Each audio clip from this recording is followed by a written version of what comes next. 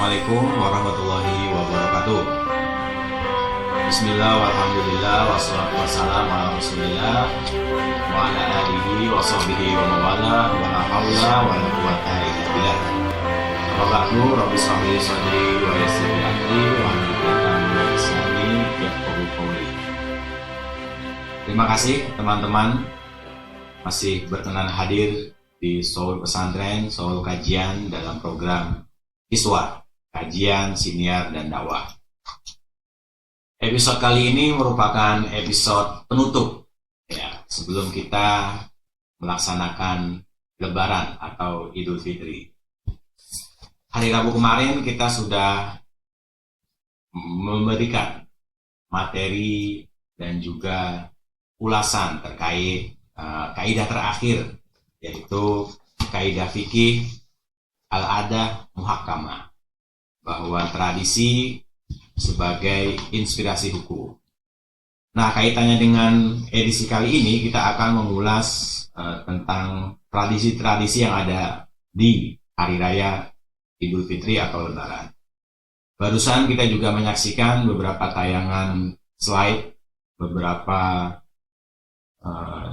manuskrip digital yang ditemukan oleh beberapa kawan kalangan filolog, bahwa kata halal bihalal itu sudah ada sejak bahkan abad ke-18, 1700 Masehi. Koleksi perpustakaan Inggris, British Library, di sana ada beberapa manuskrip yang mengungkap bahwa kata halal bihalal sudah dipakai oleh Muslim Nusantara sejak abad ke-18.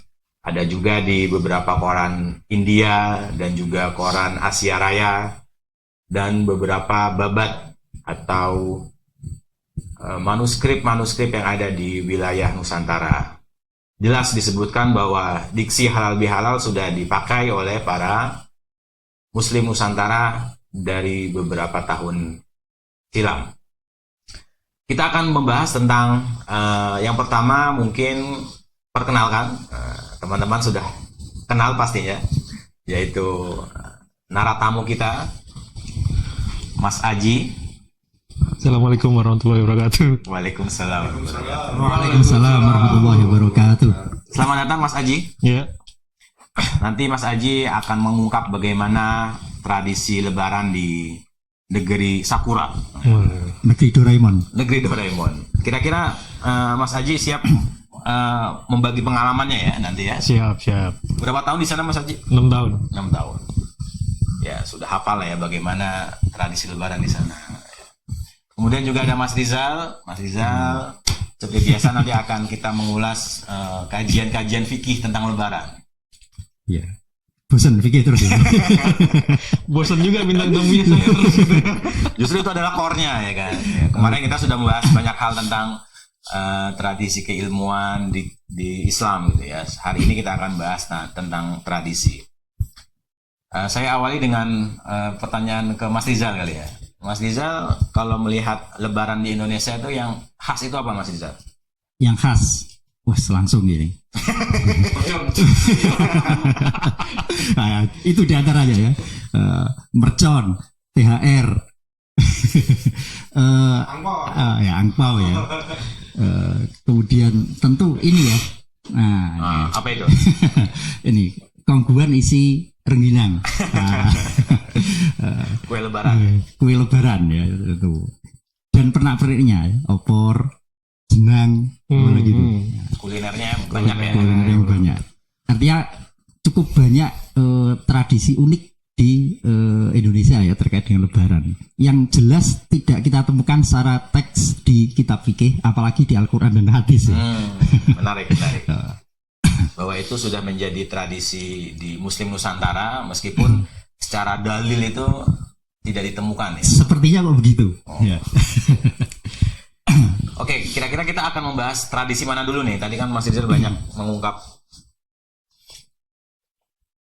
bagian-bagian dari tradisi Lebaran. Tadi dibuka dengan tradisi halal bihalal barangkali ya. Nah itu nggak tahu di manuskrip itu apakah detail disebut menjelaskan teknis halal bihalal itu isinya apa gitu ya. Karena ketika mendengar halal bihalal itu satu mungkin ini bentuk formal dari jadi kalau naturalnya kan orang berkunjung gitu ya, salaman, guyon. Tapi ketika sudah menjadi istilah halal bihalal menjadi sesuatu yang formal, saya nggak tahu tuh apakah seperti atau enggak gitu ya. Jadi ketika muncul halal bihalal, jadinya kok sekarang ini kesannya jadi agak kaku gitu ya. Yang ada sambutan, terus ada di ruangan tertentu gitu ya. Nah, ini mungkin di beberapa keluarga besar ada yang menjadi semacam reuni formal gitu ya, dengan bungkus halal bihalal gitu.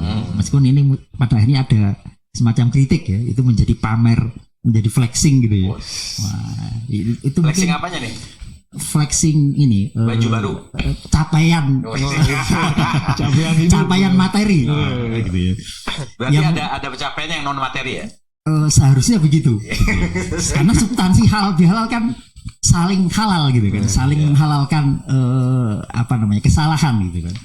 Tapi menjadi sebuah ritual formal flexing capaian duniawi dengan bungkus ritual gitu ya. Nah ini mungkin ada the dark side of halal bihalal gitu. Oke, kalau Mas Aji pengalaman di Jepang tuh ada halal bihalal juga nggak? Kalau secara umum nggak ada ya di Jepang itu.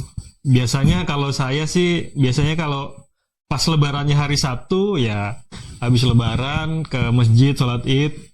Paling biasanya masjid tuh ngasih kayak makan siang. Setelah itu habis itu ya udah pulang gitu. Bukan makan siang gratis bukan? Gratis. Nah itu sorry, salaman juga dengan semua jamaah di sana. Salaman tapi kayak habis sholat aja, sholat fardu di masjid itu habis itu salaman udah biasa. Terus habis itu makanan kalau biasanya sih kita melakukan hal yang sama tiap hari Jumat gitu. Jadi spesial ya. Cuman kalau pas lebarannya di hari weekdays, habis lebaran ya balik kerja gitu. Orang Jepang gila kerja ya. Karena memang kan di Jepang itu tidak ada hari libur keagamaan tuh nggak ada. Nggak ada tanggal merah ya? Tanggal merah nggak ada. Termasuk Natal pun tidak libur kan di Jepang. Biasa mereka punya hari libur-libur tertentu gitu. Cuman memang mereka juga punya budaya yang sama seperti mudik. Tapi mudiknya tuh bukan waktu lebaran karena mereka kan mayoritas bukan muslim ya. Mereka punya bulan Obong itu mungkin bulan Mei, awal Mei mereka libur pulang kampung untuk mengunjungi keluarga. Cuman secara umum sih mereka tidak, kita muslim yang di Jepang itu tidak merasakan seperti lebaran di Indonesia. Satu karena musimnya beragam, dari Turki dia punya cara yang berbeda, dari Egypt juga punya cara berlebaran berbeda gitu kan. Kalau teman-teman kita di Egypt habis lebaran pulang tidur gitu kan. Karena kan menurut mereka puncak-puncaknya kan di Ramadannya gitu kan. Jadi slowdown-nya waktu Idul Fitri istirahat. Kalau kita kan kebalikannya tuh. Kita menantikan Idul Fitri nih. Yang itu hanya satu hari. Kita menantikannya itu Idul Fitrinya gitu. Karena apa? Puncaknya cuma sedikit gitu ya. Karena makanan di situ, terus menantikan pamer baju baru kan kayak gitu tuh. Itu sih.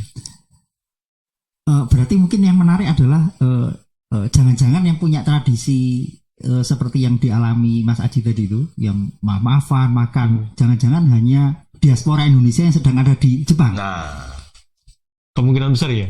Jadi acaranya pun di KBRI gitu ya. KBRI pasti ngadain acara. Sebentar, saya perlu tahu juga konteks di Jepang itu, apakah Muslim itu asli orang Jepang atau memang diaspora dari berbagai negara?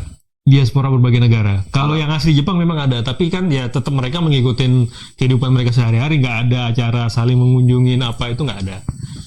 Nah, jadi tradisi Muslim Jepangnya di sana belum begitu tampak ya? Mungkin itu jadi tradisi mereka sendiri justru ya gitu. Jadi kita nggak bisa menggarisbawahi kalau tradisi Muslim itu harus ngikut halal bihalal kayak model kita kan nggak.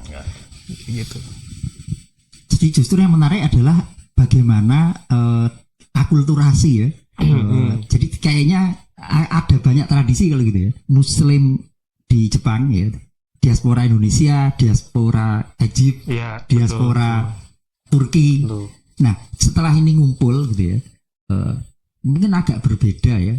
Kalau di Indonesia itu muslimnya mayoritas. Nah, kalau di Jepang mungkin minoritas ya. Apakah muslim yang Jepang yang minoritas itu ikut tertarik gitu ya ke muslim diaspora itu? Karena kan mereka atau justru mereka yang menikmati aja gaya Jepangnya sehingga ya nggak berpengaruh apa-apa. Sebenarnya kan kalau masalah ya ada juga beberapa ya tadi kalau dia weekday tetap ya udah habis sholat Id ya udah langsung balik Kerja lagi kerja gitu. gitu kan. Ada juga yang menikmati ikut nimbrung sama kita di masjid gitu. Ya gitu. Tapi ya mungkin dia tidak ya gimana ya? Dia tidak merasakan kalau di Indonesia ya euforia banget kan. Ya. Ya tiap warga negara orang Turki euforianya beda. Orang tadi Egypt tadi beda lagi gitu. Mungkin ini kali ya, euforia orang Jepang itu kan senang kerja gitu ya. Beda dengan euforia kita, senang libur. Senang libur. Senang tanggal merah. Senang tanggal merah. Nah, Jadi keberadaan hari libur itu malah mengganggu buat mereka jangan-jangan. sangat mengganggu. Wah, itu. Sangat mengganggu Karena mengurangi produktivitas. produktivitas. Dan honor mereka juga turun kan kalau libur kan. Iya. Jadi diaspora Indonesia yang di Jepang ini kayaknya akan menjadi ini mempengaruhi orang untuk libur, dan itu orang Jepang nggak suka kayaknya. Nah, itu dia. Mungkin mindsetnya kalau orang Indonesia kan healing gitu kan. Tapi kalau orang Jepang itu building kali ya. Dia membangun terus. Opo. Sebentar, aku ada pertanyaan Mas Rizal. Tadi menarik, Mas Rizal mengungkap bahwa halal bihalal itu jadi forum yang formalistis dan itu ajang flexing gitu ya. Nah, kemudian ada sebuah penelitian nih. Halal bihalal secara konsep itu bagus. Yang awalnya mungkin ada sejarah ditemukan oleh Ki Abdul Wahab menyaring beberapa ajaran Wali Songo ya.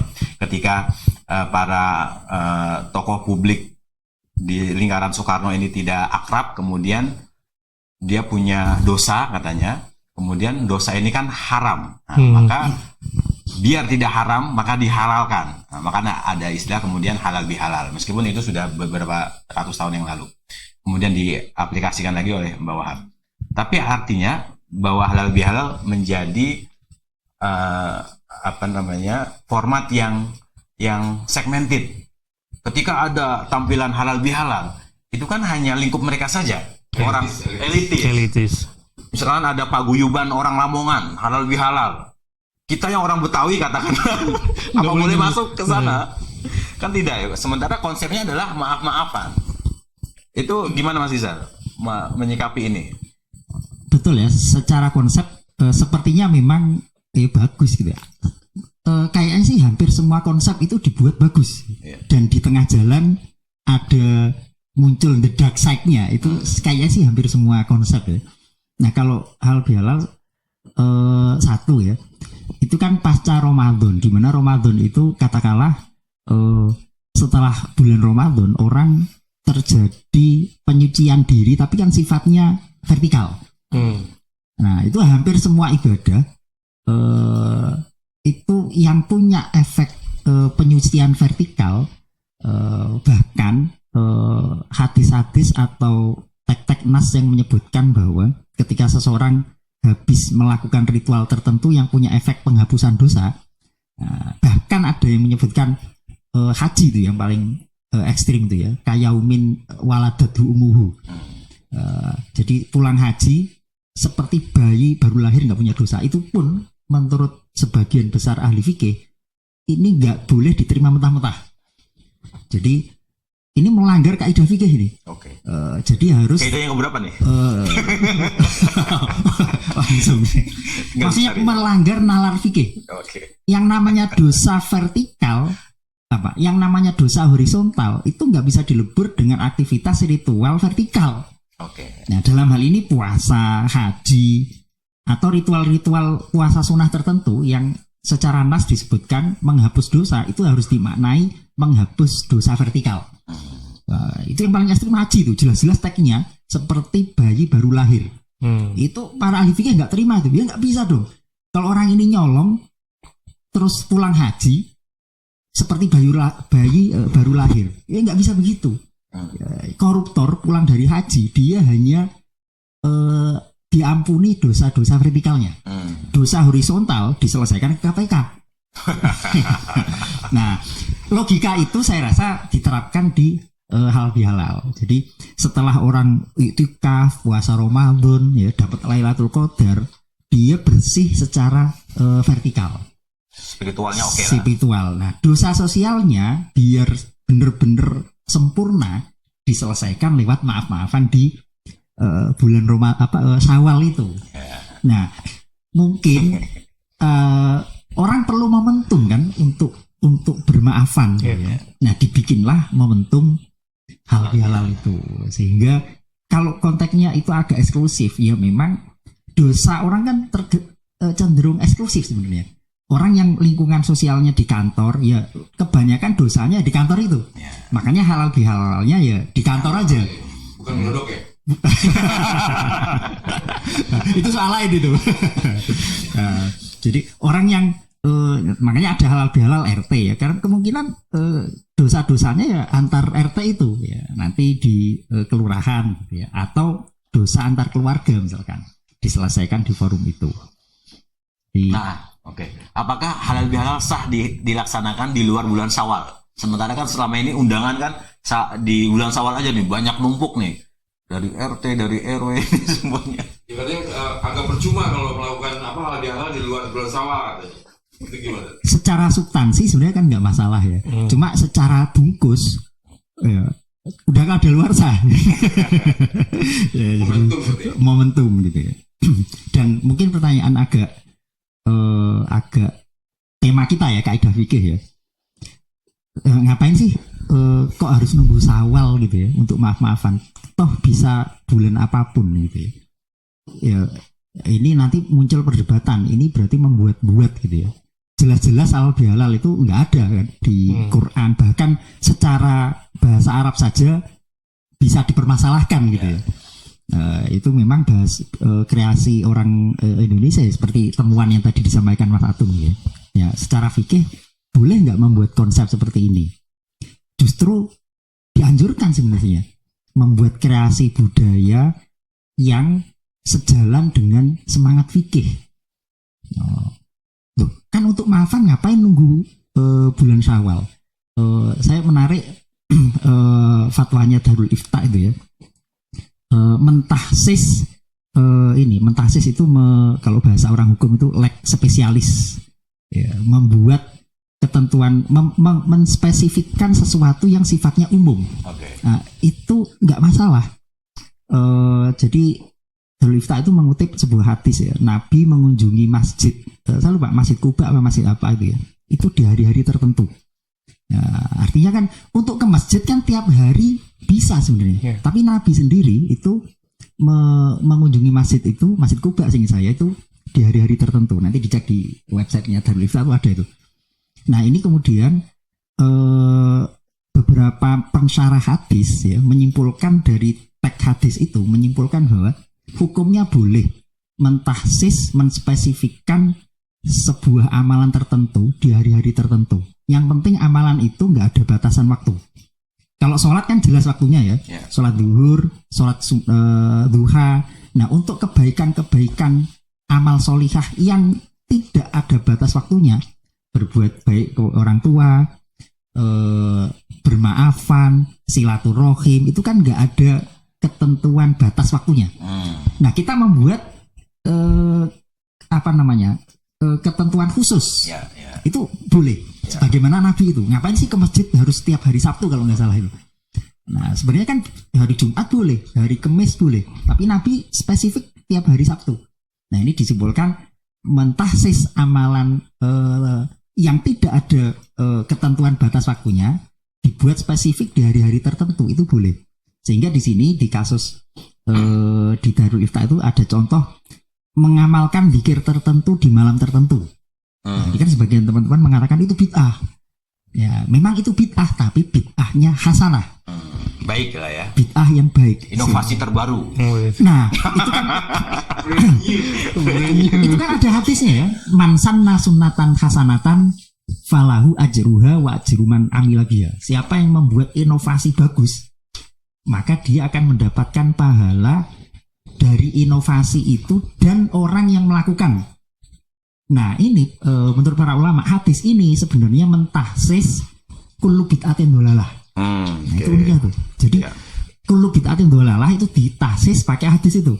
Man sanna sunnatan hasanatan. Artinya apa? Bid'ah hasanah itu ada. Nah, oke, kita berhenti dulu di sini Mas Rizal. Di cap dulu tentang inovasi dan bid'ah.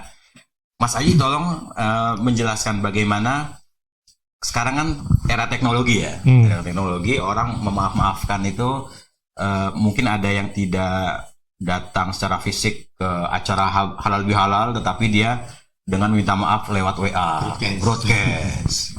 Nah, apakah tradisi seperti ini bagi orang Jepang lah atau di sana gitu ya, itu hal yang lumrah meminta maaf dengan cara broadcast? Pandangan Mas Haji gimana lah gitu? Enggak, sebenarnya gini dulu. Halal bihalal kan membicarakan sesuatu yang santai gitu. Iya. Tapi kok berat banget nih obrolan. Masa sih berat?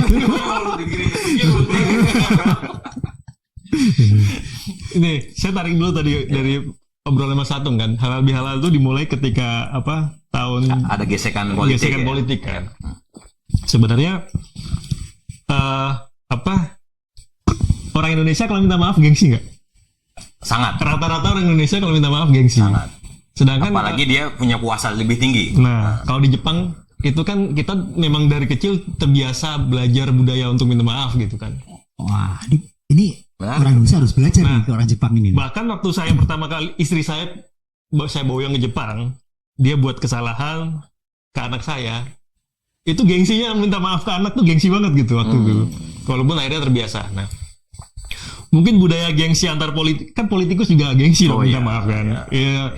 Dia tidak hanya gengsi diri dia terhadap mungkin dia ketua partai, masa gue minta maaf sama ketua partai sebelah gitu kan. Wah, reputasi turun nih gitu kan. Ketua minta maaf sama wakil ketua. Nah, turun nih reputasi kan. Akhirnya dibuatlah mungkin itu gitu salah satunya. Momen itu ya. Termasuk momen kayak kadang kita gengsi juga sebenarnya minta maaf sama orang tua sendiri loh. Jadi kan kalau lebaran kan kita nggak sungkan kan, saling maaf, saling minta maaf, saling memaafkan itu jadi poin sebenarnya buat kita gitu. Cuman nanti ujung-ujungnya melenceng ke angpau dan lain sebagainya itu beda cerita gitu. Nah, kalau dulu kan memang budaya saling minta maaf itu kan karena memang belum ada HP dan lain sebagainya kan ketemu langsung kan, lebih enak gitu kan. Sambil ngobrol dan lain sebagainya. Cuman waktu saya di Indonesia waktu kecil dulu saya tinggalnya di Timur-Timur. Jadi kalau pas lebaran cuma telepon aja ke nenek. Minta maaf gitu aja gitu. Ya kalau broadcast SMS sekarang itu kan kadang kita cuman copy paste gitu kan. Nah, kita nggak tahu nih ketulusan hati itu seperti apa itu yang Apalagi namanya nggak diganti gitu kan. nah, tinggal kan. Bahkan ada yang jawab sama-sama gitu. Kami sekeluarga mengucapkan sama-sama gitu. Nah, kalau di Siki, bagi Ya. minta maaf tuh ada nggak maksudnya kadar minta maaf yang diterima atau adabnya minta maaf tuh ada syaratnya nggak sih supaya itu nyampe atau ketulusannya terlihat gitu, apa sih, ada nggak sih? Ada dua ranah ya. Pertama ranah fikih dan yang kedua ranah tasawuf sebenarnya. Ranah fikih, ya, maaf itu kan pengakuan dosa. Pengakuan dosa itu akan dianggap sudah terjadi jika dosa itu kalau menimbulkan konsekuensi hukum, maka konsekuensi hukumnya harus sudah dirasakan. Nah, jadi misalkan orang nyolong, maka konsekuensi hukumnya adalah dihukum. Nggak bisa hanya dengan maaf, kecuali pihak korbannya memaafkan. Itu pun jika secara legal konunnya membenarkan.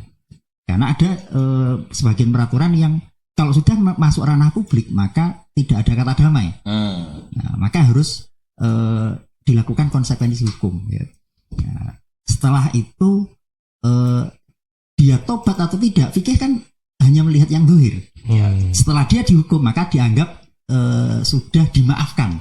Melihat hal yang tampak ya. Yang tampak. Nah, yang kedua ranah tasawuf ya. Nah, tasawuf ya maaf itu kan pengakuan dosa. Maka pengakuan dosa ini masuk dalam bab an-nadam gitu ya.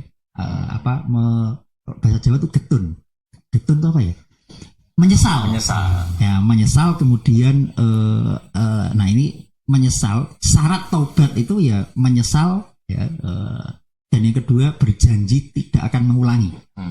Ya, ini ranah tasawuf. Kalau ranah fikih kan berjanji tidak akan mengulangi itu punya dua area. Satu area dia sendiri tidak akan mengulangi, atau yang kedua area orang lain tidak akan mengulangi tindakan kejahatan yang sama. Nah ini harus muncul hukuman fisik yang nampak tuh, atau dalam bahasa sekarang itu efek jera. Makanya di fikih itu ukubah itu harus berupa hukuman yang fisik. Ukubah itu hukuman. Ya, makanya nyolong potong tangan. Karena dengan itu orang menjadi jera. Baik si pelaku maupun orang lain yang akan melakukan. Nah itu fikih ukurannya. Kalau sudah dipotong tangan dianggap sudah dimaafkan, sudah terhapus dosanya. Nah tinggal ranah spiritualnya. Nah itu ya itu tadi yang pertama an-nadam menyesal, dan yang kedua berjanji untuk tidak mengulangi. Nah itu bukan tobat sambel gitu ya. Bukan tobat sambel. Tobat maksudnya. Tobat kumat. Jadi kan ini agak menjawab yang Mas Haji tadi bilang. Mas Haji bilang kalau di teknologi itu orang WhatsApp misalnya minta maaf gitu-gitu. Minimal kalau kita tahu kerangka bahwa minta maaf tuh secara fikih begini, secara tasawuf gitu. Minimal yang kita tulis itu mencerminkan apa yang nilai fikih itu gitu loh. Jadi nggak asal copy paste, ya gitu. Nah ini ada dua kaidah yang kontradiktif ya. Yang satu belum kita kasih ya. Jadi pilih mana sih minta maafnya lewat broadcast atau datang langsung. Ya. Nah itu secara dzahir fikih ada dua kaidah yang kontradiktif. Yang pertama kaidah yang sudah kita kaji kemarin. Kalau bisa dipermudah kenapa dipersulit? Yang Nabi sendiri kalau diberi dua pilihan antara yang sulit dengan yang mudah, ngambil yang mudah. Nah, antara datang langsung sowan, kalau bisa dengan cara mudah lewat WA selesai, kenapa harus datang yang harus mengeluarkan ongkos dan lain-lain. Tapi ada kaidah yang nanti belum kita kaji. Ala qadri tahap, al-ajr ala qadri tahap. Nilai pahala sebuah aktivitas tergantung kesulitan kita. Semakin kita sulit, semakin kita capek, maka semakin besar pahalanya. Nah, meskipun kaidah ini pengecualiannya juga banyak. Itu kontradiktif ya antara kontradiktif. Ya, nanti kita bisa timbang, titik temunya adalah mencari maslahatnya. Kalau yang punya timbangan adalah Mas Rizal milih yang mana? Milih yang maslahat. Yang mana nih? Yang maslahat yang mana nih? Tergantung ya. Kalau sama Mas Haji kayaknya cukup WA ya, udah WA aja. Kalau Mas lagi nih, udah di depan rumah nih guys ya. Tapi kalau secara adab atau etika gimana? Sama tasawuf atau sama yang fikih? Nah itu bisa kita timbang pakai maslahat ya. Kadang ada kiai-kiai yang slow banget ya. Dulu saya punya ya di Tambras tuh ya. Wahyarham Kiai Sultan itu ya. Itu habis ngasih ijazah misalkan atau ada apa-apa. Nah kalau kamu di Jakarta ini harus ke tambak beras ya, itu repot, ongkos, waktu. WA aja nggak selesai. Waktu itu belum ada WA kalau nggak salah, SMS ya. SMS itu, SMS aja cukup. Nah kalau sudah ada begini, terbuka opsi yang mudah ya sudah. Artinya kita juga pertimbangan beliau juga ya, nyambut tamu itu kan nggak enak kalau kita nggak proper ya. Betul. Beda dengan balas WA, balas SMS, mungkin sambil tiduran, sambil istirahat. Nah kalau sudah yang bersangkutan sudah terbuka untuk lewat broadcast saja, ya itu lebih enak sebenarnya. Lebih simpel ya. Lebih simpel. Kecuali mungkin ada kepentingan tertentu yang nggak etis kalau hanya lewat WA ya. Ya kita pertimbangan maslahat ya. Ini sebenarnya saya punya pertanyaan juga Mas Rizal. Entah itu dalam ranah fikih atau tasawuf ya. Apakah ketika kita minta maaf ke seseorang, kita wajib atau terbebani untuk mengungkapkan dosa kita? Katakanlah saya bergaul dengan Mas Haji sudah 3 tahun. setiap tahun saya nyolong bukunya Mas Aji, katakanlah. Nyolong sesuatunya Mas Aji. Apakah harus di list nih bahwa setahun ini dosa sama Mas Aji itu ini. Harus diungkapkan, Mas Aji gue punya dosa segini banyaknya ya. Atau nggak usah, minta maaf aja lah. Jadi nanti maafinya dipilah-pilah juga. Saya maaf.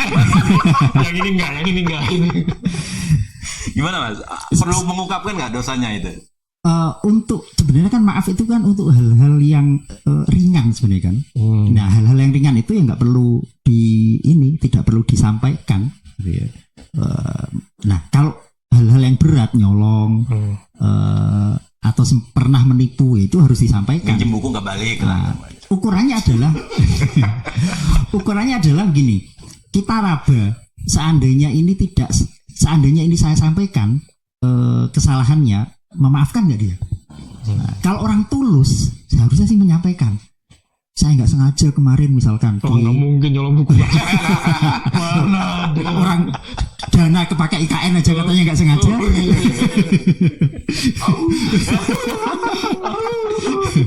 Ya, jadi kalau menurut ukuran kan manusia bisa meraba ya. Kalau ini saya sampaikan kira-kira memaafkan nggak? Nah kalau orang serius harusnya ngomong kok. Nggak sengaja kemarin kepencet transfer misalkan. Wah, tolong balikin gitu. Jadi atau nggak sengaja kemarin pas di kantor beres-beres laptopnya masuk tas saya misalkan. Nah itu. Jadi itu pun perlu dilihat maslahatnya. Apakah itu perlu diungkapkan atau tidak? Itu pilihan saja ya.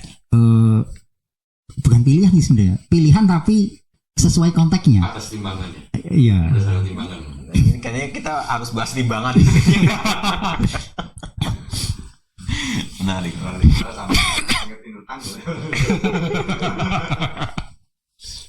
Ini kita baru satu tradisi aja udah berapa menit ini tentang halal bihalal ya. Masih ada pertanyaan lagi ya atau undang-undang yang perlu disampaikan tentang halal bihalal sebelum kita ganti tema nih? Nah kalau di Jepang gini, di Jepang itu rumah orang Jepang itu di set up tidak untuk menerima tamu. Nah itu. Ya memang begitu bentuk rumahnya itu, jadi gitu ya, nggak ada ruang tamu khusus untuk menerima tamu. Kalau kita kan pasti buka rumah langsung ruang tamu kan. Dapurnya nggak ada, ruang tamunya ada tapi. Nah kalau di Jepang nggak ada ruang tamu, dan memang kalau kita mau ketemu sama tetangga atau gimana itu biasanya ada kayak common place itu apa kalau di Indonesia itu biasanya ruang publik gitu ya. Ruang publiknya atau Lobby di kafe, gazebo. Kalau di apartemen mungkin di lobinya, atau kita ngajak ngopi bareng, atau ketemu di restoran, atau ketemu di alun-alun lah, begitulah modelnya. Jadi ya ke rumah orang Jepang itu sangat susah. Jadi ibaratnya mengganggu juga sebenarnya statusnya. Privasi ya. Privasi. Itu yang mungkin dianut sebagian orang-orang dalam tanda petik modern ya di Indonesia, di Jakarta kan kayaknya mulai seperti itu ya. Nah ini mungkin bayangan kita kemudian jangan-jangan imajinasi surga kita berbeda ya. Oh sangat berbeda. Orang Jepang harusnya imajinasi surganya itu ya privasi. Kalau orang Indonesia enggak kan, yang dibayangkan surga itu ya bisa nongkrong sama tetangga, betul. Ngopi, ngobrol kesana kemari. Kenikmatan orang Indonesia di situ. Kalau kerja. Nah, kalau orang Jepang kan kenikmatannya bekerja kan. Yeah. Jadi nanti di surga itu yang kerja orang Jepang, kita nongkrong-nongkrong aja. Iya. Jadi nanti pelayannya di sana itu orang Jepang gitu ya. Kita jadi nongkrong aja. Surga itu nanti canggih barang-barangnya, kalau kita pengen A langsung. Nah, itu orang Jepang nanti yang kerja itu. Yang kerja gitu. Nah, orang Indonesia tinggal ungkang-ungkang. Jadi kaitannya dengan orang Jepang yang tidak punya ruang tamu dengan halal bihalal gimana? Ya sebenarnya memang ada beberapa keluarga yang welcome gitu untuk kita datang. Cuman memang hampir semua orang Jepang itu susah untuk menerima tamu di rumah gitu. Iya. Tapi mereka punya budaya tidak gengsi untuk meminta maaf ya tadi ya? Iya, karena memang dari kecil ya dididik begitu kan. Ya memang dari kecil, jadi ya kapanpun minta maaf gitu. Kayak ibunya siapa? Saili ya, kalau di film Baju Bajuri. Mereka lebih Islami ya? Secara live ya, secara ini ya. Ritual. Secara lifestyle ya, gaya hidup mungkin dia lebih Islami. Handphone hilang juga kan? Balik pasti ketemu. Kalau di sini kan 10 menit udah. Bayar dulu. Ujung-ujungnya minta maaf. Ujung-ujungnya minta maaf ya, kemarin punya saya ambil itu. Tentang halal bihalal masih ada yang perlu disampaikan, Mas Rizal? Mungkin ini sedikit aja. Ya. Silaturahim ya, halal bihalal isinya kan silaturahim. Ya, Terus terkait dengan orang Jepang yang terbiasa meminta maaf gitu ya. Kok saya teringat ini pesannya Imam Syafi'i itu ya. Ketika Imam Syafi'i hendak wafat ya, Imam Al-Muzani itu murid ring satunya Imam Syafi'i ya. Yang nulis mukhtasornya Imam Syafi'i itu Al-Muzani itu ya. Yang kemudian dibuat syarahnya sangat tebal itu oleh Al-Mawardi, Al-Hawi Al-Kabir. Jadi ketika gurunya Imam Muzani ini atau Imam Syafi'i mau wafat, mumpung masih hidup nih, saya keruk nasihat-nasihatnya. Tentu bukan nasihat fikih lagi kalau udah begini ya, nasihat spiritualnya. Di antara pesannya Imam Syafi'i adalah silman kotoaka. Jadi bukan silaturahim, tapi silatul koto. Jadi nyambung bukan silaturahim. Kalau silaturahim kan sudah punya hubungan, kemudian kita sambung. Nah kalau konsepnya Syafi'i silman kotoaka. Jadi orang yang musuhi kita sambung. Orang yang suka, orang yang nggak suka sama kita, nah itu kita sambung. Jangan-jangan orang Jepang lebih mengerti dengan Imam Syafi'i daripada orang Indonesia yang katanya Syafi'iyah. Soalnya Egypt sama Jepang kan lebih dekat ya. Dekat apanya nih? Wilayahnya Imam Syafi'i ke Jepang lebih dekat daripada ke Indonesia gitu kan. Naik apa kalau gimana? jadi ini orang Jepang itu Syafi'iyah ruhanian. Indonesia Syafi'iyah madhaban. KTP-nya Syafi'i. KTP-nya ruhaninya di Jepang. Ya menarik. Tentang halal bihalal ini panjang sekali ya. Mulai dari sejarah, kemudian filosofi dan prakteknya. Dan kita nggak tahu ya halal bihalal ini sampai kapan dilaksanakan. Apakah cukup di era sekarang atau berkelanjutan akan juga ada inovasi-inovasi baru tadi itu. Halal bihalal dengan mungkin ketika zaman COVID pakai Zoom gitu kan. Nah sekarang kita nggak tahu apakah kalau Mas Rizal disuruh memberikan inovasi terbaru dalam halal bihalal bagaimana Mas? Konsepnya Mas? Tergantung anggaran. Efisiensi Mas. Nah, logika birokrat. Sebuah halal bihalal yang ideal lah menurut Mas Rizal bagaimana?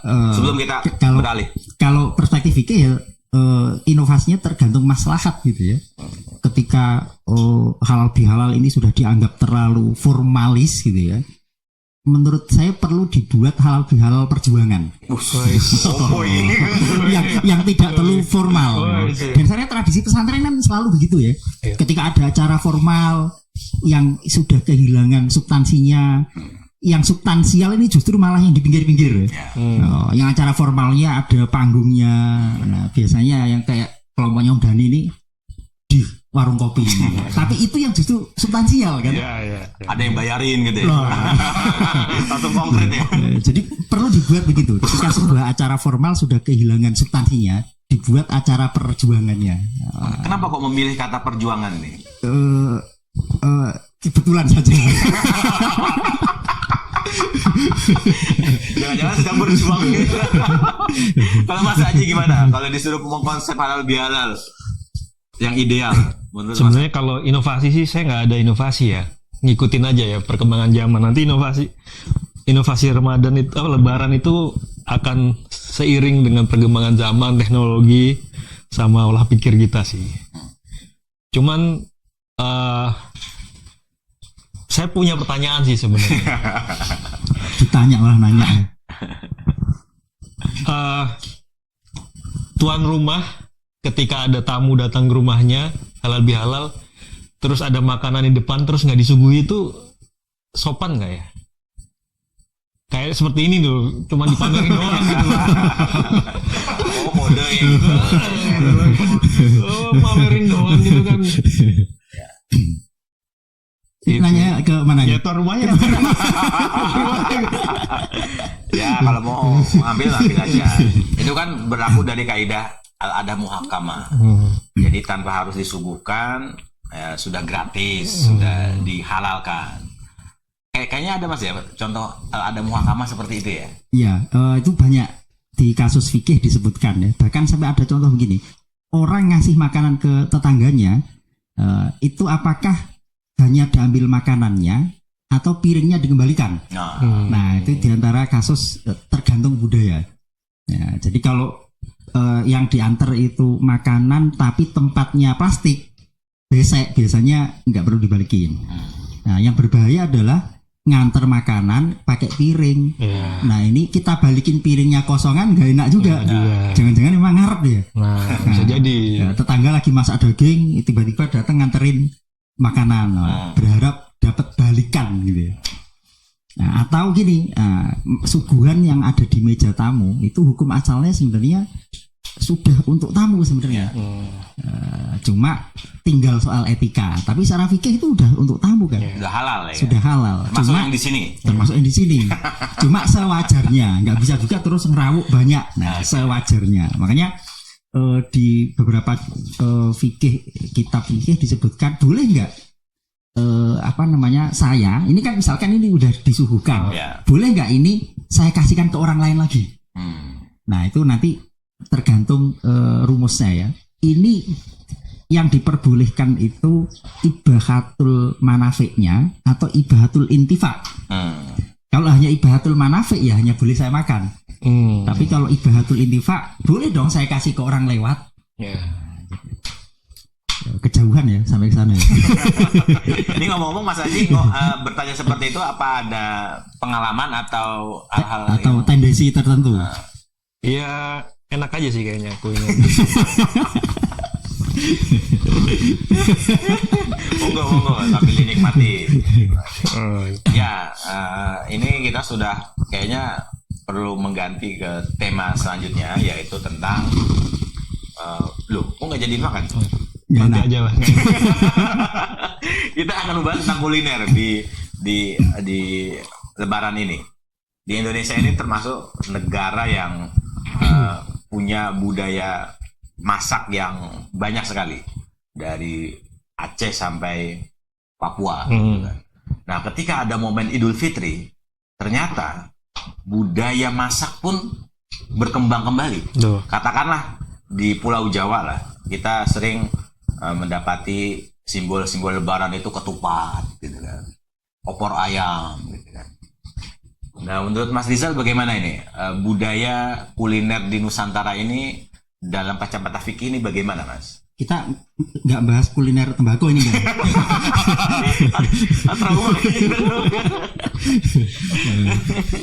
Justru menurut saya itu kecerdasan orang-orang di Nusantara. Di saat kita diharamkan berpuasa, kita tangkap dengan masak-masak. Itu kecerdasan itu ya. Dan memang Eid itu kan hari raya ya, waktunya pesta memang. Makanya sampai Allah mengharapkan puasa, sampai Allah mengharuskan zakat fitrah bagi orang yang kelebihan makanan diberikan kepada orang yang kekurangan makanan. Zakat fitrah ini sebelum Lebaran maksudnya ya? Zakat fitrah kan waktu wajibnya adalah ghurubus syams di akhir bulan Ramadan masuk Syawal ya, sampai nanti, karena itu nanti ada perbedaan pendapat sampai tanggal 1 Syawalnya itu ya. Jadi itu memang waktu berpesta, apalagi Idul Adha sampai 4 hari berikutnya tuh ya, 3 hari berikutnya tasyrik itu haram untuk berpuasa. Haram ya, karena kita pesta ya. Karena kita sedang berpesta memang. Jadi memang itu kecerdasan sebenarnya ya. Dengan masak makanan, berbagi makanan. Nah, terutama ada tradisi halal bihalal tadi ya. Orang berkunjung ya kita suguhi makanan, kita suguhi.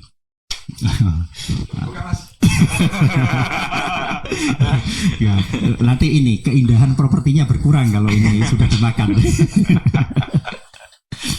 Nah, apakah dalam tradisi Jawa katakanlah atau Sunda nih Om Dhani pasti punya banyak record gitu ya, rekaman bagaimana leluhur dulu memasak di era Idul Fitri.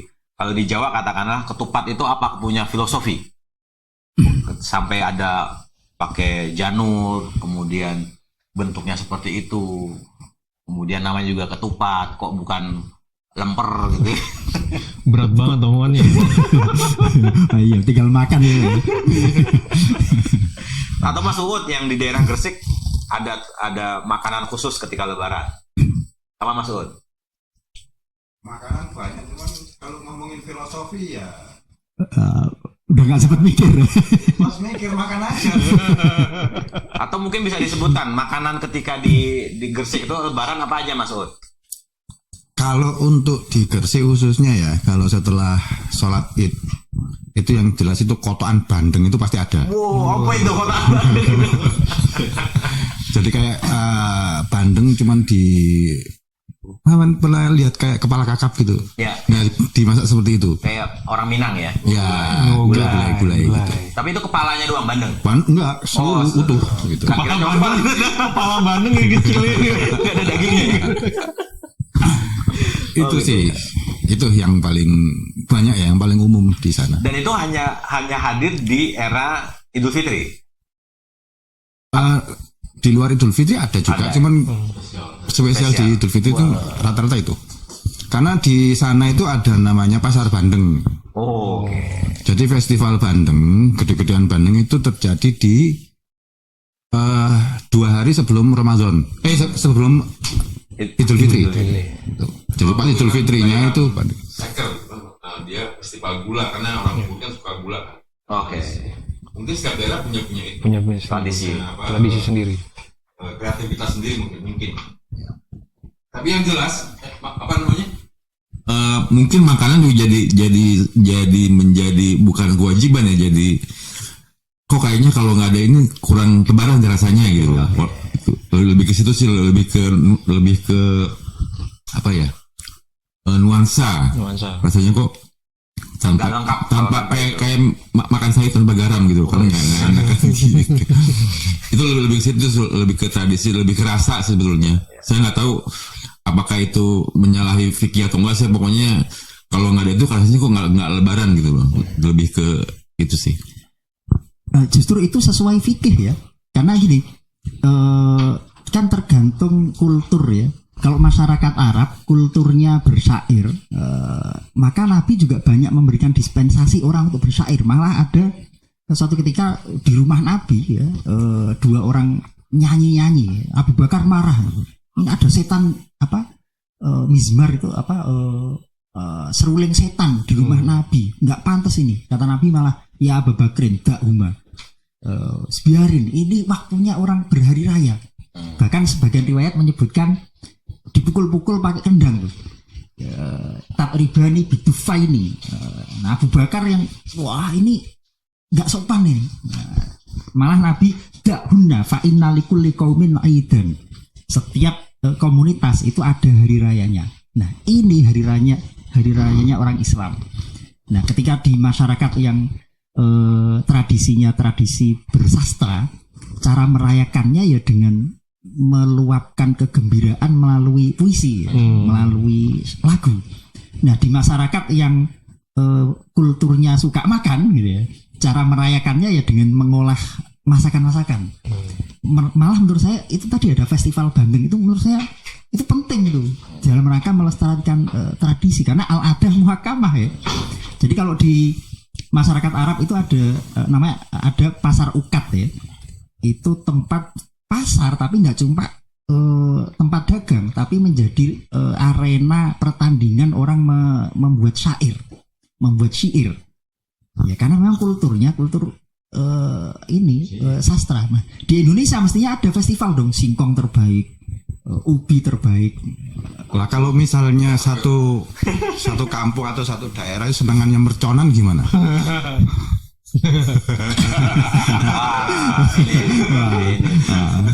Daerah mana di sini enggak kok.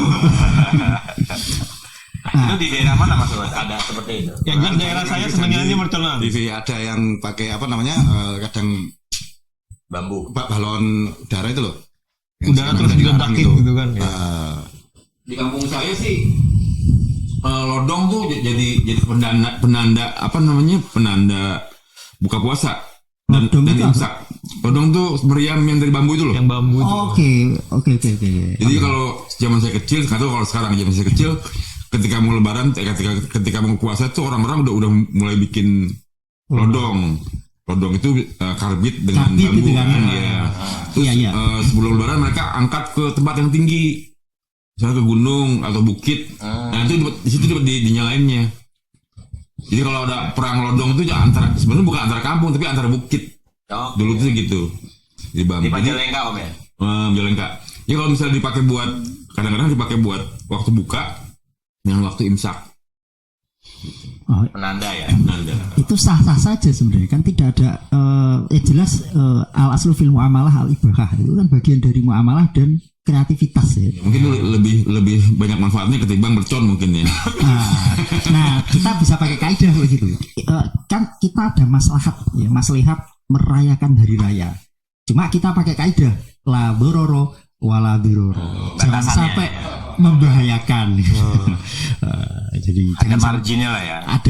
ada marginnya.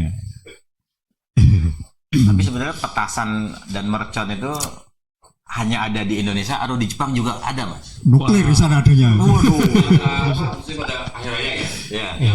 Mungkin kalau di luar itu bukan akhir raya, mungkin sebenarnya Festival. Kalau di Jepang sebenarnya kembang apinya lebih cantik daripada yang di Indonesia gitu. Iya. Kembang api kita kan paling cucar gitu kan, nggak terstruktur gitu kan. Kalau di Jepang memang mereka ada festival kembang api khusus, biasanya musim panas. Tapi bukan waktu lebaran ya. Lebaran kan ya beda tradisi ya. Itu nyalanya kembang api itu bisa nonstop 3-4 jam berjam-jam. Oke. Dan itu bentuknya macam-macam gitu. Cari aja di YouTube tuh banyak tuh festival kembang api. Apa bahasa lokalnya apa di sana? Apa ya namanya? Lupa bahasa Jepangnya apa ya? Lupa. Itulah Fire Festival sih bahasa Inggrisnya biasa gitu. Mercon. Itu tapi menampilkan keindahan visual ya, bukan Keindahan visual. suara ya. Suara juga kan. Oh, ada suaranya Suaranya juga. seneng juga kita. Ledakan ya. Ledakan-ledakan itu kan. Kalau mercon dan lodong di Indonesia itu bukan visual ya. Bukan, Hanya suara. ya? Wih. Semakin menggelegar, semakin keren gitu ya. Betul. Nah, cuman yang lucu waktu saya kecil di Timur-Timur itu kan nggak ada bambu ya, susah cari bambu gitu. Jadi kita buat lodong itu dari kaleng apa sih? Kaleng minuman kalengnya, minuman kaleng yang biasa itu apa? Minuman soda itu loh. Kita potong terus kita sambungin jadi satu. Cuman ya berapa kali pakai jebol gitu, berapa kali pakai jebol gitu. Untuk menyerupai bambu gitu ya. Nah, Ini ya, kan, di kota-kota besar tradisi itu udah mulai hilang. Karena sekali kita ngidupin lodong di kota, wah polisi datang gitu, ada apa? Apa ini? ini kok tiba-tiba lari ke mercon dari kuliner ini. Kan ini benang merahnya di merayakan. Perayaan. gitu. Tradisi-tradisi yang Tradisi, ada di ya. lebaran. Iya, asal jangan makan mercon aja. Kecuali itu apa? Oseng mercon. Oh iya. Ada apa lagi tuh kemarin? Bakso mercon. Ya artinya kalau kita tangkap dari penjelasan Mas Rijal tadi, kalau menyanyi aja yang dianggap sebagai perbuatan atau soal serulingnya dianggap sebagai perbuatan apa yang tidak baik gitu loh pada zaman Nabi dulu, pas hari raya itu dikecualikan kan pada akhirnya gitu loh. Untuk merayakan. Betul, karena itu hari raya. Artinya kalau ada apa pembaruan atau ada kreativitas baru yang maslahat gitu, kenapa harus dilarang? Iya. Berarti semua tradisi di seluruh dunia mungkin yang membuat itu hari raya itu menjadi lebih berarti. Itu hari raya kan kita kan ada supaya ada kesan kan. Ya. Artinya kesan itu bisa jadi makanannya, bisa jadi apa visualnya, bisa jadi rasanya gitu kan. Mungkin karena pulang kampung itu karena dalam raya, karena hari raya itu mungkin. Iya. Karena ingin merayakan bersama gitu ya kan gitu. Dan itu kan sebenarnya hampir semua agama kan punya tradisi semacam mudik, itu kan hampir semua agama ya. Di Kristiani juga di Natal itu mereka ngumpul bersama keluarga. Cuma mereka pakai pohon, kalau kita pakai ketupat. Ya, itu cara merayakan lah ya. Betul. Mereka kita pakai buat pakai kalkun. Makan air Ya, kalkun. Oh iya, betul. Sama makan ketupat dengan pohon. Udah makan. Mereka ada wine-nya, kita bir peletok. Nah, ini kan mulai tembakau ini. berarti rokok dihalalkan kan? Ya, tadi kan Khusus lebaran. Nah tadi Om Dhani nyinggung tentang keluarga ya. Nah di Indonesia pun punya tradisi mudik yang itu hanya dilakukan di Idul Fitri, ya. Bertemu keluarga dari terutama kaum urban yang ada di Jakarta, kemudian libur panjang dia pulang kampung baik di Pulau Jawa maupun di luar kota gitu ya. Nah apakah dalam Islam Mas Rizal ada kewajiban katakanlah seorang anak ketemu orang tua 1 tahun sekali untuk menyambung silaturahmi atau bagaimana? Jangan lupa bawa uang banyak. Nah, ada anjuran itu. Jadi seolah-olah tuh mudik itu menjadi hal yang wajib sehingga ada orang pekerja yang saya masih punya banyak pekerjaan, saya masih belum siap pulang. Jadi ada tekanan-tekanan yang akhirnya dia tidak mudik. Takut ditanya. Pertanyaan teror gitu. Ya sebelah ini. Sebenarnya saya Itu kembali ke rumus tadi sebenarnya. Nah ini yang unik ya. Birrul walidain ya, berbuat baik ya, menghormati, sungkem dan beragam bentuk turunannya. Itu kan sesuatu yang diharuskan ya. Itu Quran dan hadis menyebutkan banyak sekali itu ya. Dan bahkan menariknya di Quran itu kan ada nasih mansuh ya. Ada hukum yang dihapus, kemudian ada yang diganti. Nah, itu ada ketentuan, ada hukum-hukum yang tidak boleh dinasakh. Oke. Di antaranya adalah kebaikan universal, termasuk di antaranya berbakti kepada orang tua. Itu secara teori usul fikih ya, tidak boleh dinasakh. Karena ini hukum berlaku universal.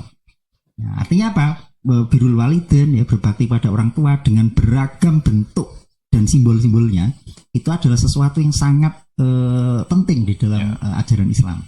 Nah, itu satu. Yang kedua, kembali ke rumus tadi, mengkhususkan hari-hari tertentu untuk berbuat kebaikan itu apakah boleh? Sangat boleh.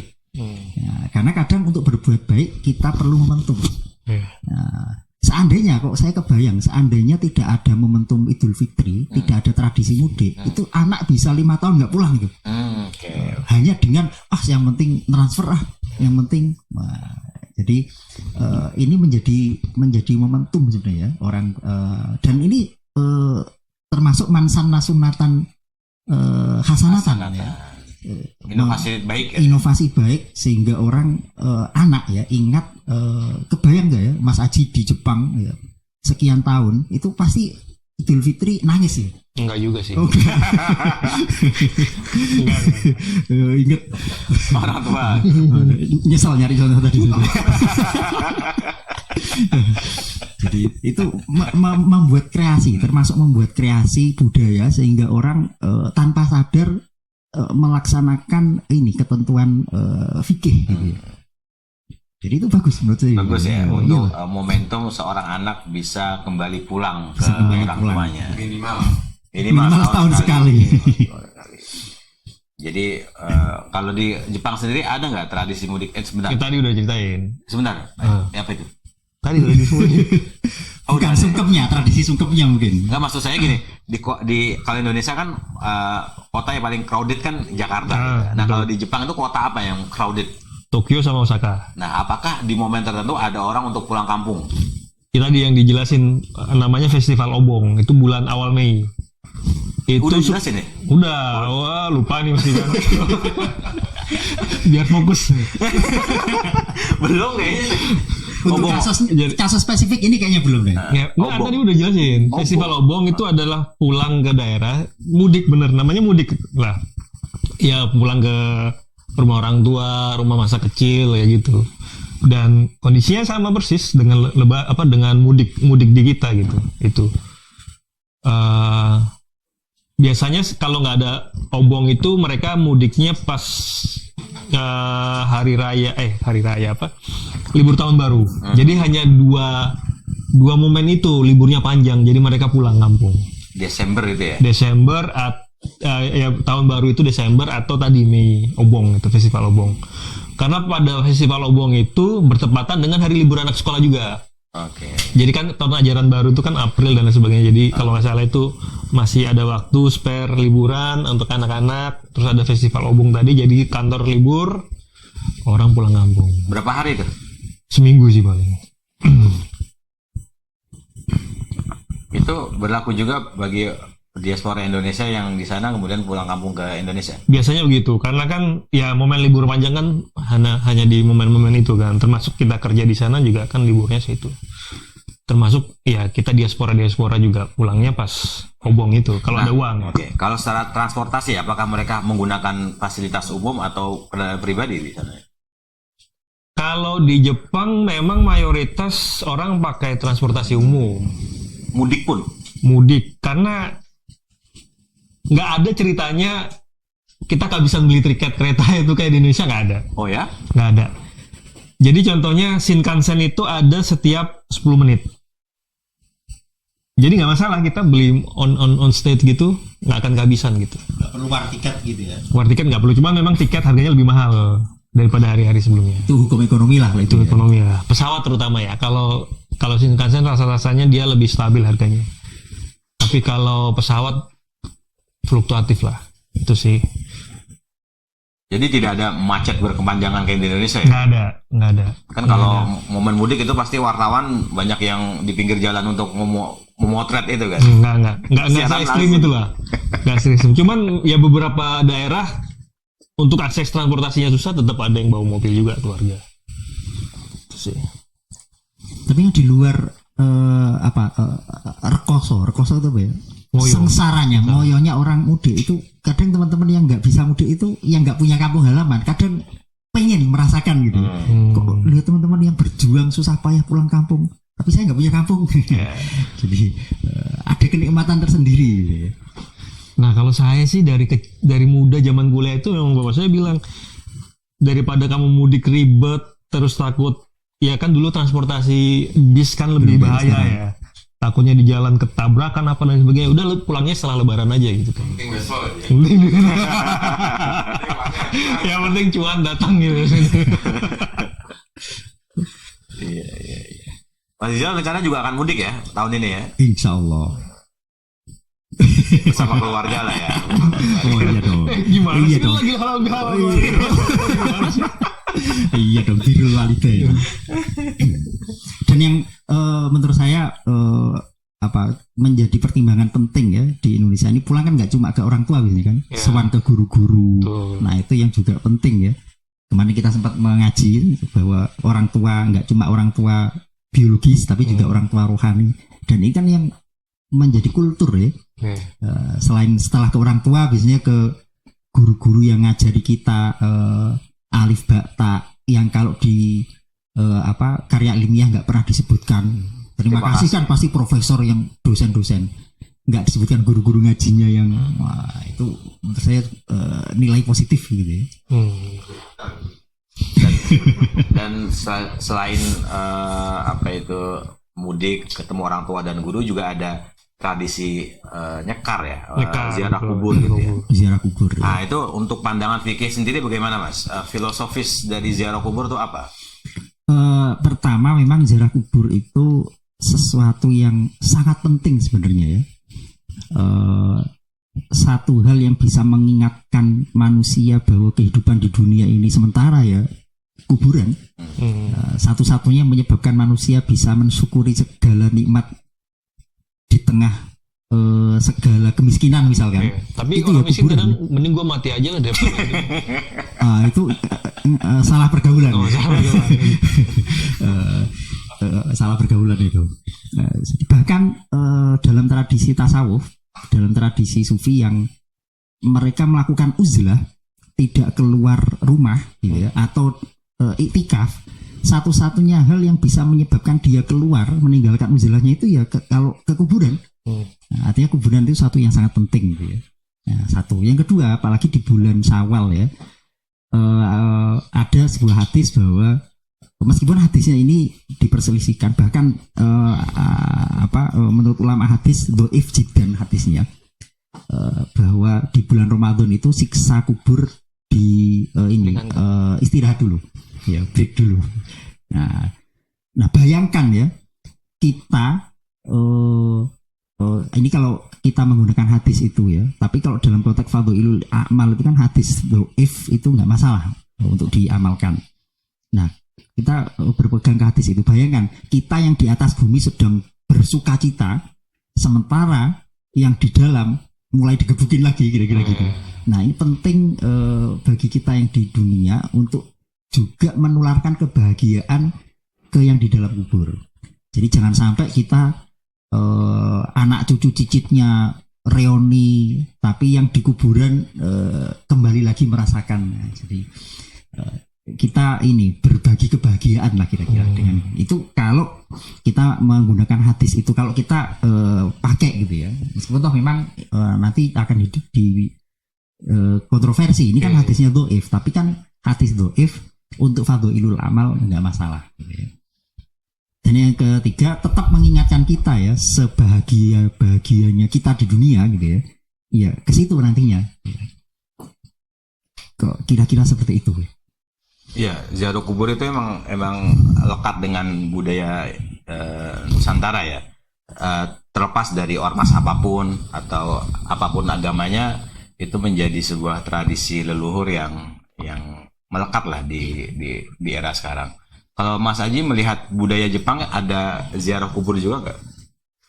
Waduh, kayaknya nggak ada deh. Kuburan ada sih memang, tapi kuburan itu cuman apa ya, semacam kuburan Cina itu kan, bukan Cina ya, yang cuma nisan terus ada abunya aja deh, abu itu di karena di kremasi ya, kremasi di sana kremasi itu sih.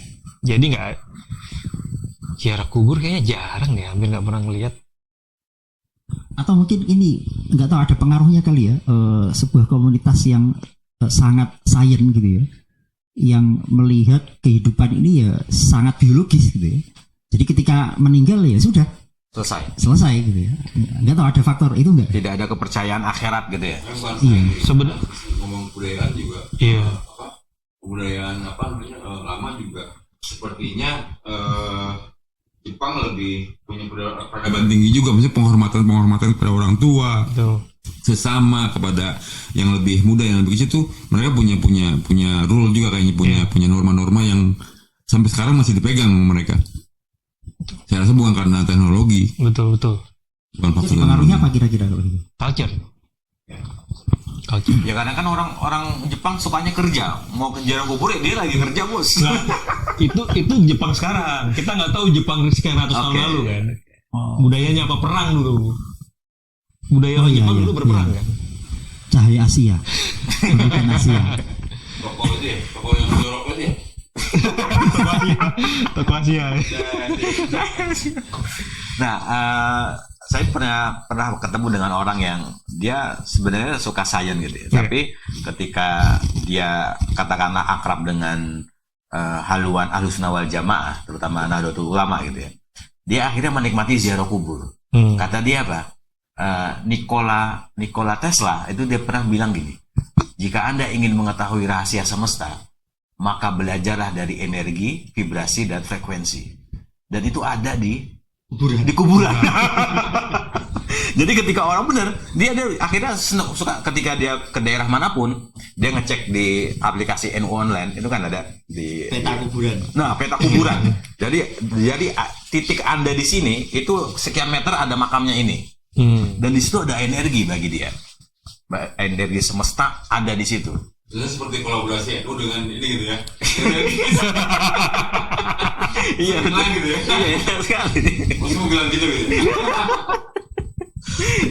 Nah, Mas Aji melihat itu bagaimana? Ini teman saya asli nih. Dia awalnya ya seorang mahasiswa teknik gitu. Tapi ketika dia bergaul dengan orang-orang NU, ini NU kok sukanya kok ziarah kubur. Tapi ketika dia merasakan, dia kemudian dapat quote dari Nikola Tesla itu seperti itu. Itu bagaimana, Mas? Sebenarnya nggak bisa digeneralisir ya. Ya. Karena saya juga kan orang sains dan tiap hari ketemunya orang NU juga kan.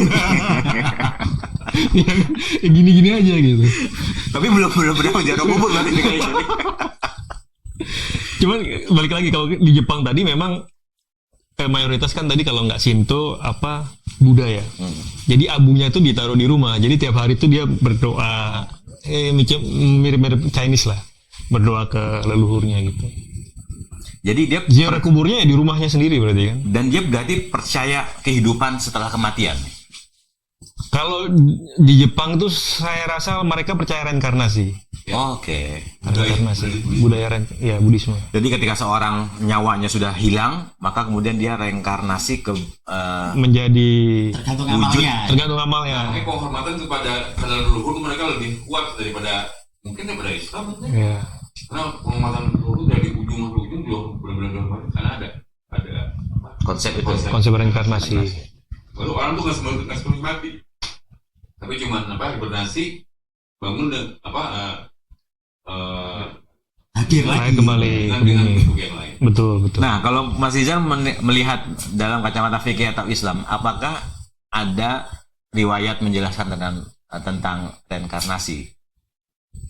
Oh, kalau secara fikih kan jelas ya, qulir ruhu min amri robbi gitu ya. Oke. Jadi Allah punya kholq dan amr. Nah, khusus amr ini ya min amri robbi ya.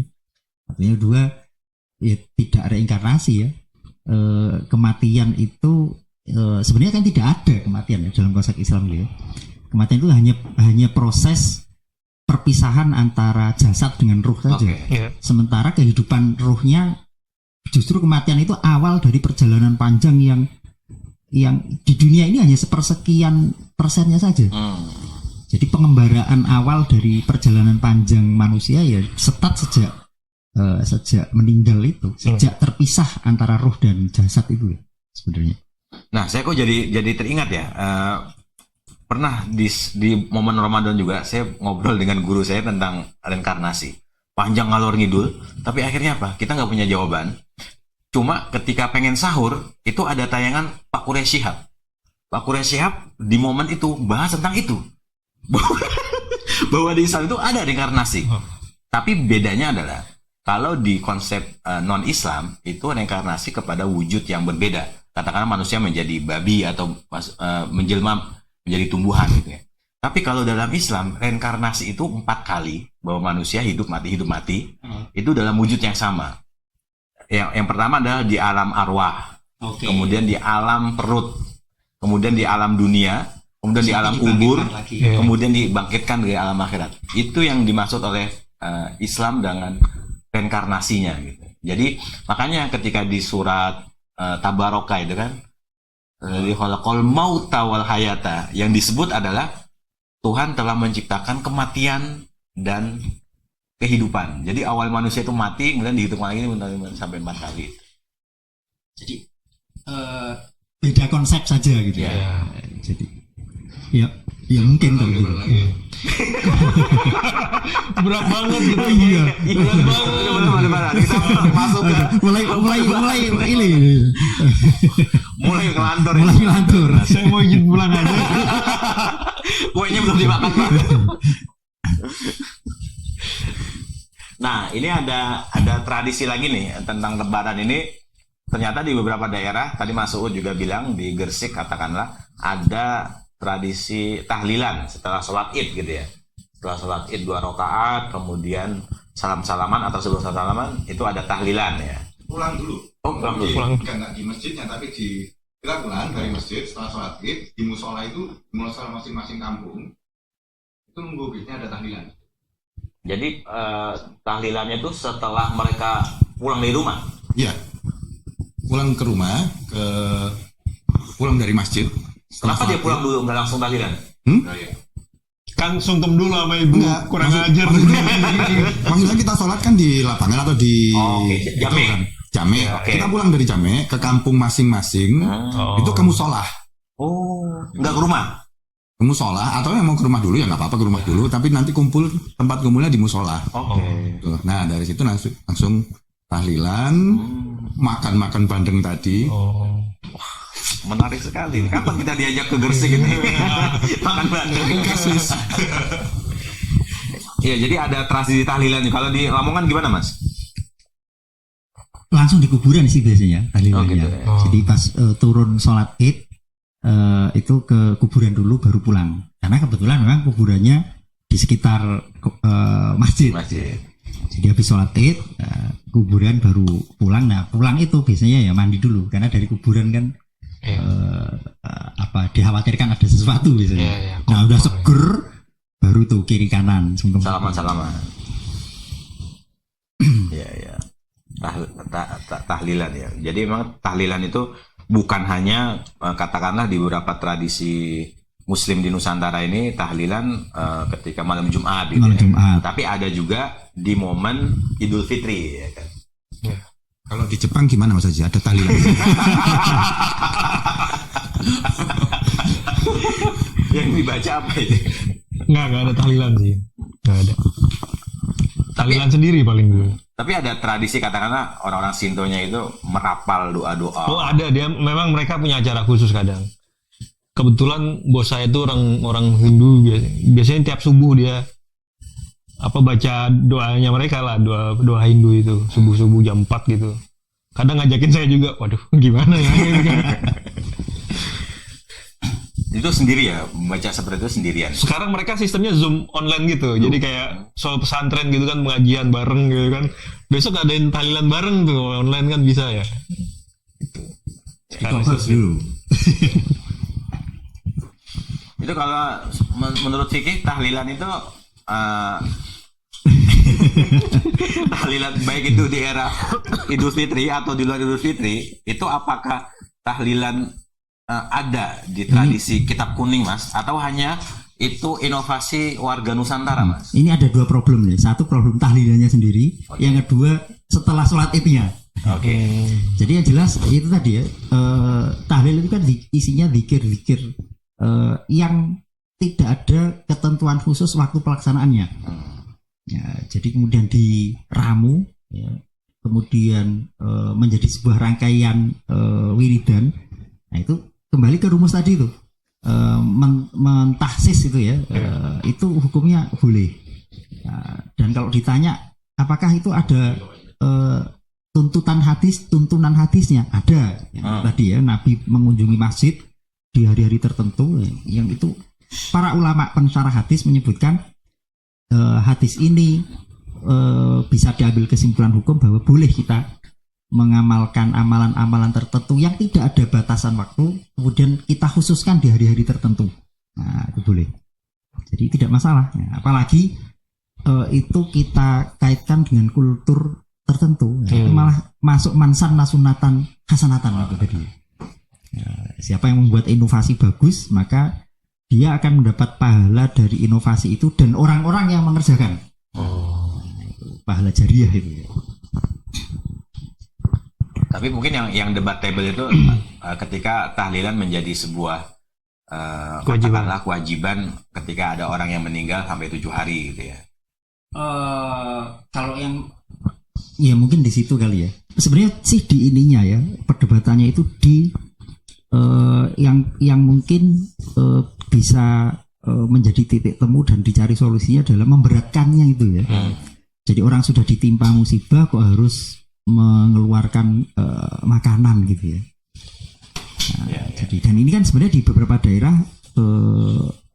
tidak dibebankan ke keluarga kan, tapi kolekan dari tetangga.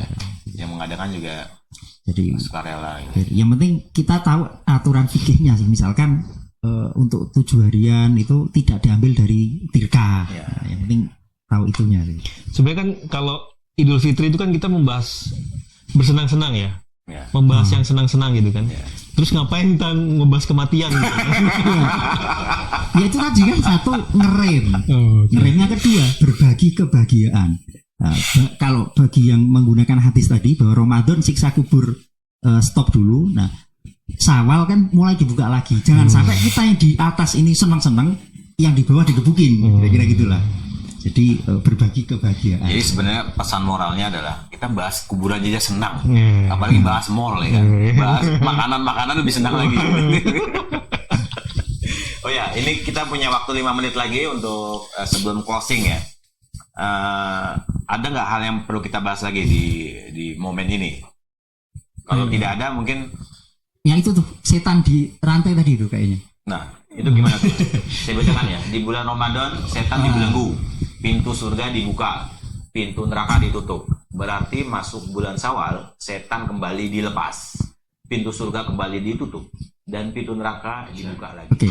Oh, itu penting ya, karena akan menimbulkan persepsi yang menurut saya cukup berbahaya. Itu memang ada hadisnya itu ya.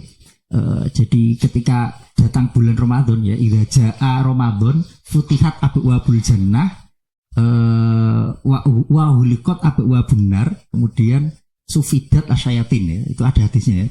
Di bulan Ramadan itu surga dibuka pintunya, neraka ditutup, setan dirantai. Ini kan kalau kita ambil makna dohirnya berbahaya sekali. Berarti Allah kejam apa Rahman Rahim kalau gitu.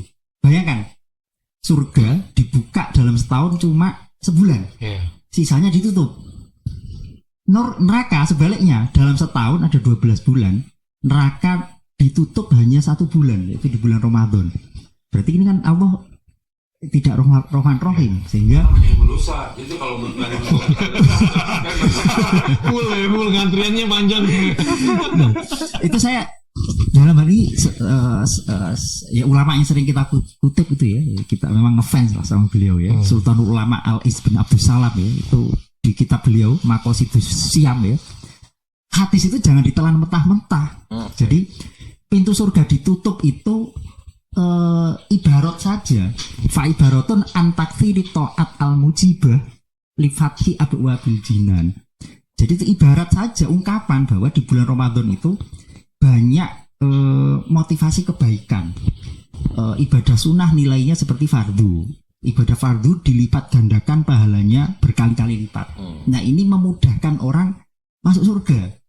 Nah ini ibarat saja. Pun sebaliknya di bulan ini orang banyak berlomba-lomba meninggalkan maksiat, sehingga diibaratkan seperti seakan-akan pintu neraka tertutup. Nah pun begitu. Karena orang puasa itu kan di antara efeknya adalah terkendalinya nafsu. Jadi seakan-akan setan dirantai. Jadi secara hakiki sebenarnya surga ditutup pintu ya setiap saat sebenarnya. Terbuka tertutup tergantung individu orangnya, termasuk setan. Setannya dirantai atau tidak itu tergantung manusianya. Jadi hadis ini ya menurut Al-Is bin Abdus Salam tidak bisa ditelan mentah-mentah. Jadi itu adalah ungkapan saja. Ya menarik ya, bahwa di antara hadis-hadis yang sering kita simak dari berbagai dai atau apa, itu pun perlu ada tafsiran-tafsiran baru. Tafsiran, bukan baru ini sebenarnya nih. Udah cuma, lama. Iya, cuma mungkin salah pergaulan. Jadi jadi menafsirkannya nggak tepat. Ya.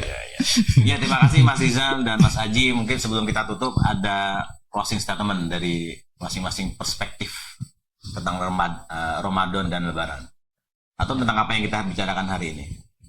Dari Mas Aji dulu. Nggak ada sih saya sih. kita saling paham lah budaya kita masing-masing gitu. Jadi tidak bisa memaksakan budaya kita ke budaya yang lain. Oke. Katanya nggak ada closing, kok ada ternyata. Ini bukan closing sebenarnya, soalnya mungkin beda konteksnya. Oke, Mas Rizal, monggo. Ya melanjutkan Mas Adi tadi ya. Punya pengalaman dua energi terus seakan-akan budaya sendiri itu menjadi apa tidak baik gitu kan, sering gitu ya. Di Jepang begini, di Mesir begini gitu. Jadi mungkin ya itu begitu mungkin. Ya, terima kasih teman-teman sudah menyaksikan tayangan Ihsan di Kiswah ini. Ihsan adalah sebuah rangkuman dari obrolan kita, pengajian kita di satu pekan, yaitu kajian kaidah-kaidah fikih. Alhamdulillah sudah 5 kaidah yang sudah kita kaji dengan berbagai aplikasi dan contoh-contohnya. Dan di Ihsan ketiga ini kita juga sudah menutup acara kita di bulan Ramadan 1446, dan kita akhirnya pamit undur diri untuk sementara. Semoga ada acara-acara selanjutnya. Sebagai penutup, kita akhirnya mengetahui bahwa Islam bukan hanya agama yang mengkhususkan diri pada ibadah-ibadah mahdoh atau ibadah-ibadah ritual dan individual, tetapi dari tradisi-tradisi yang kita bahas tadi di Nusantara tercermin bahwa Islam sangat memuliakan dan sangat erat dengan ibadah sosial, sehingga amal ibadah bukan hanya kepada Allah hablum minallah, tetapi juga hablum minanas, sesama manusia, dan juga mungkin kalau mau ditambahkan adalah hablum minal alam. Jadi ada hubungan kita dengan ekologis, dengan bumi pertiwi ini. Terima kasih, selamat berlebaran, mohon maaf lahir dan batin. Kita bisa hanya halal bihalal secara virtual. Semoga lebaran tahun ini 1 Syawal 1446 Hijriah menjadikan kita menjadi hamba yang lebih bertaat dan bertakwa, sehingga tercermin dari perbuatan kita sehari-hari dan menjadi hamba yang mulia di dunia dan di segala dimensi. Mohon maaf lahir dan batin. Allahu Akbar. Terima kasih. Mohon maaf. Wassalamualaikum warahmatullahi wabarakatuh. Akbar.